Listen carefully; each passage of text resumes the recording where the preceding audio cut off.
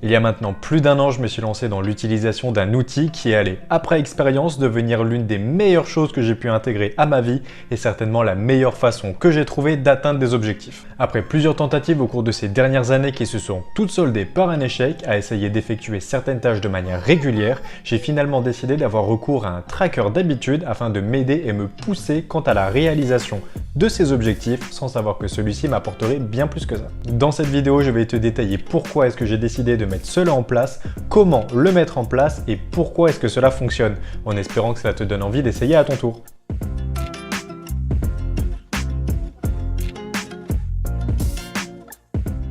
Comme je viens de le dire, au cours de ces dernières années, j'ai tenté à plusieurs reprises d'être régulier et rigoureux sur différents points. Il s'agissait de choses que je souhaitais incorporer à ma vie dans le but de progresser sur moi et me développer aussi bien mentalement pour certaines que physiquement pour d'autres. Pour prendre des exemples concrets, j'ai essayé à plusieurs reprises de me mettre à la souplesse. D'abord lorsque je faisais de la muscu, car je sentais que j'en manquais cruellement, j'étais d'une raideur affligeante et j'en ai encore plus eu l'envie, voire même le besoin lorsque je me suis mis au street workout. J'ai également souhaité me mettre à lire de manière régulière, moi qui n'ai jamais vraiment aimé ça jusque-là et qui est fini par y prendre goût après la lecture d'un bouquin qu'on m'a offert. Ensemble, on aboie en silence de Grinch si jamais ça peut t'intéresser. C'est également la période où je m'intéresse au développement personnel et quelle meilleure façon de s'y mettre qu'en lisant des livres à ce sujet. Mais impossible de trouver un rythme. Je m'y tenais 2 jours, puis ensuite plus rien pendant 5 jours, puis ensuite je reprenais une journée et ensuite je stoppais à nouveau. Bref, c'était chaotique. Pourquoi? Parce que ce sont des choses nouvelles, que ce n'est pas naturel pour moi de les effectuer, je trouve toujours mieux à faire et en plus de ça, pour la souplesse, c'est désagréable.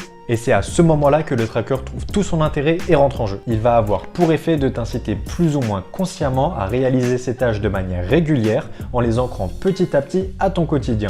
On verra ensuite de quelle manière. Simplement, c'est à toi de voir si tu veux les ancrer petit à petit, une à la fois, ou si tu es un barbare comme moi à te faire une liste de nouvelles habitudes longues comme le bras à réaliser tous les jours et ce du jour au lendemain. Mais qu'est-ce qui change? Qu'est-ce qu'il y a de plus qui me forcerait à le faire cette fois-ci, tu vas me dire? Eh bien, le tracker va te permettre de suivre l'évolution de tes habitudes, te donner certaines statistiques à leur sujet et cela va devenir comme un jeu qui sera prenant dès sa première utilisation. Pour illustrer rapidement de quoi je te parle, je te mets quelques petites images à l'écran du tracker que j'utilise et des fonctionnalités qu'on peut y retrouver. On y retrouve mes habitudes et l'accomplissement de la tâche au jour le jour ainsi qu'une vue d'ensemble et quelques statistiques sur ces différentes tâches. Ça n'a pas l'air forcément ultra amusant comme jeu de prime abord, mais pour que tu saisisses mieux, on va voir ensemble les différentes étapes dans la création de ton tracker d'habitude et leurs répercussions, ce pourquoi ça fonctionne.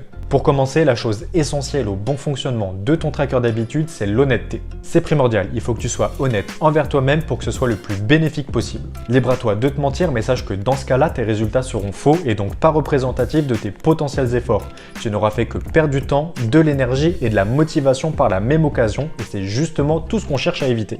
Une fois que tu es au clair là-dessus, tu peux partir à la recherche de tes objectifs. Le but ici va être de définir ce que tu considères comme important et bénéfique pour toi, que ce soit les habitudes que tu as déjà et que tu souhaites conserver, les nouvelles habitudes que tu souhaites mettre en place ou encore les mauvaises habitudes dont tu veux te débarrasser. Attention toutefois, il y a une distinction à faire entre le potentiel objectif final, qui peut être par exemple de ne plus fumer ou être souple, et l'objectif que tu vas cibler et réaliser dans ta vie de tous les jours dans le but de progresser et d'atteindre cet objectif final. Je te conseille donc de rester sur des choses atteignables dans l'instant T, mais qui te forceront à fournir un effort pour les réaliser.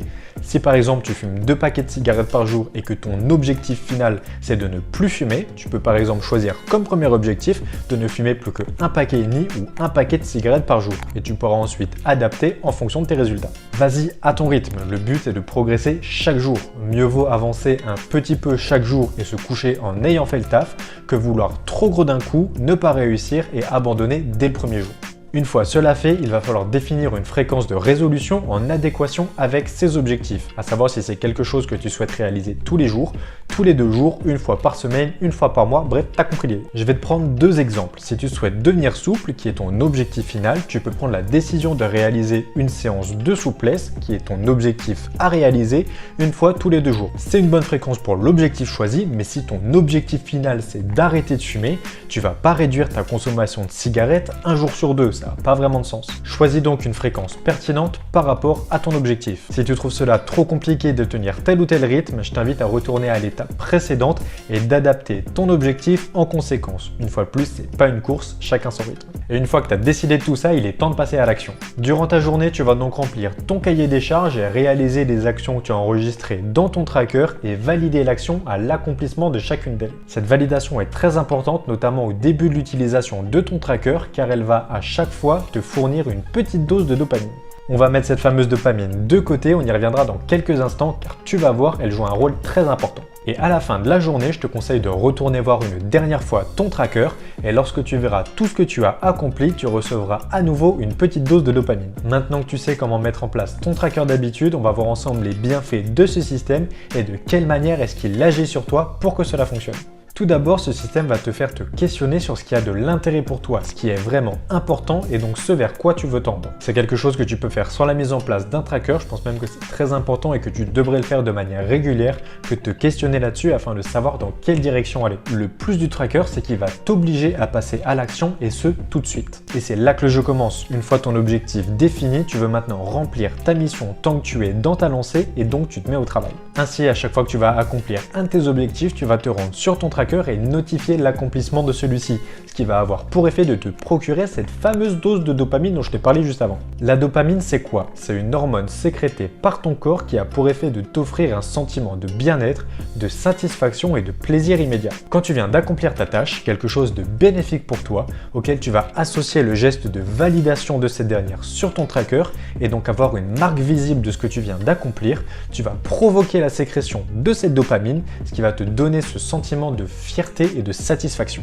Et c'est à ce moment-là que ça devient encore plus intéressant. Ton corps va assimiler l'effort que tu viens de fournir, la tâche que tu as réalisée et une dose de plaisir qui lui est donnée. En résumé, je réalise une tâche, ce qui me provoque du plaisir, qui lui-même me donne envie de réaliser à nouveau cette tâche pour recevoir une fois de plus ce plaisir et ainsi de suite. Voilà pourquoi tu vas avoir envie de refaire la même chose le lendemain et tous les autres jours qui suivent. Cette dopamine, tu vas la recevoir en petite quantité tout au long de ta journée.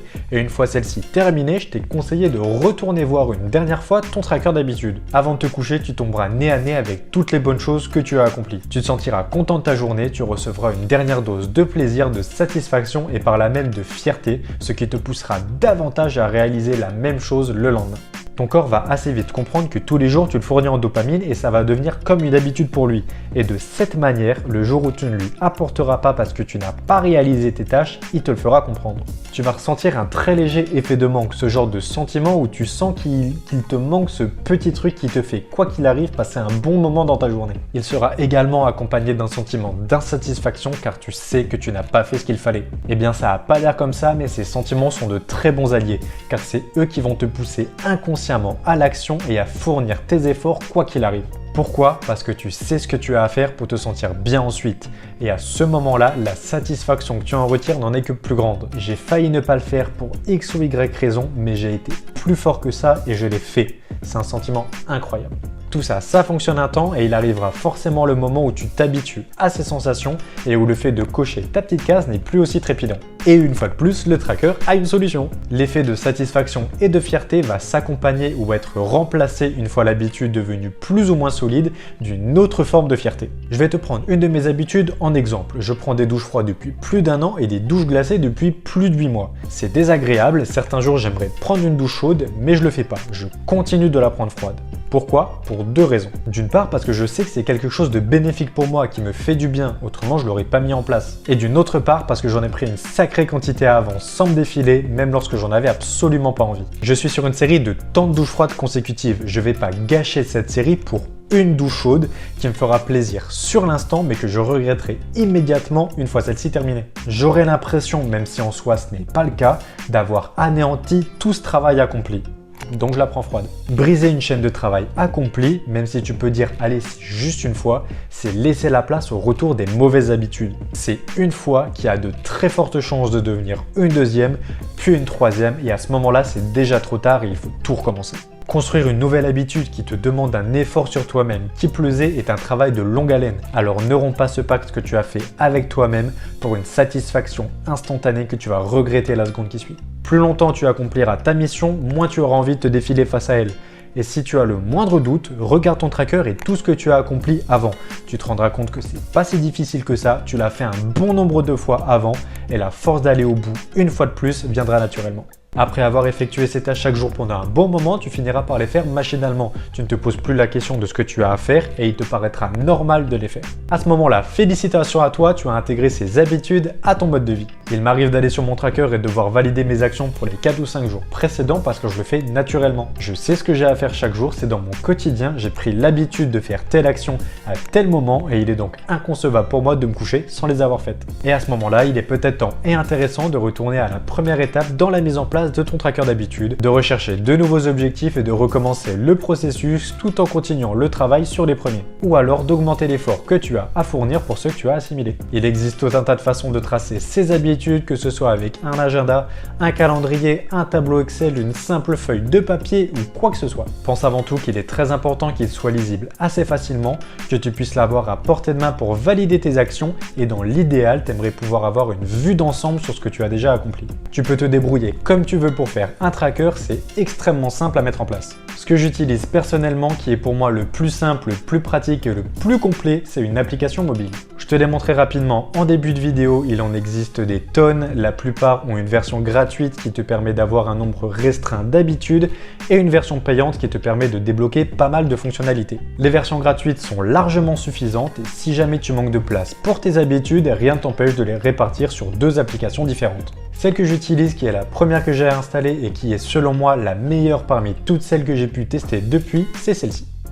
Tu peux y placer beaucoup d'habitudes, c'est personnalisable si tu as envie de te faire un joli truc avec plein de couleurs, c'est très simple de prise en main. Tu peux ajouter une to-do list également si tu le souhaites, suivre tes habitudes et avoir tout un tas de statistiques les concernant. C'est vraiment très complet comme application, notamment pour une version gratuite. Et j'ai récemment installé Suivi d'habitudes pour mettre en place de nouvelles habitudes tout en gardant le suivi des premières sur le premier tracker. Je ne pense pas avoir quoi que ce soit à rajouter, je t'ai fait un bon tour du sujet je pense. Je ne peux que te conseiller vivement d'essayer cette stratégie de productivité qui m'a changé la vie. J'ai pu grâce à elle atteindre des objectifs qui me tenaient à cœur et pour lesquels je n'arrivais pas à me tenir. J'ai pu énormément progresser dans pas mal de domaines grâce à elle et je conclurai là-dessus s'il y a bien une raison pour laquelle tu devrais essayer, c'est que ce système m'a appris ce qu'est la discipline. Tu as décidé d'une chose, tu as un objectif, tu dois t'y tenir pour tout un tas de raisons dont on a pu parler dans cette vidéo qui te feront devenir meilleur chaque jour. Et après autant de temps passé sans rompre ce pacte fait avec moi-même, je sais à présent que si je décide de mettre quelque chose en place, j'ai la capacité de m'y tenir.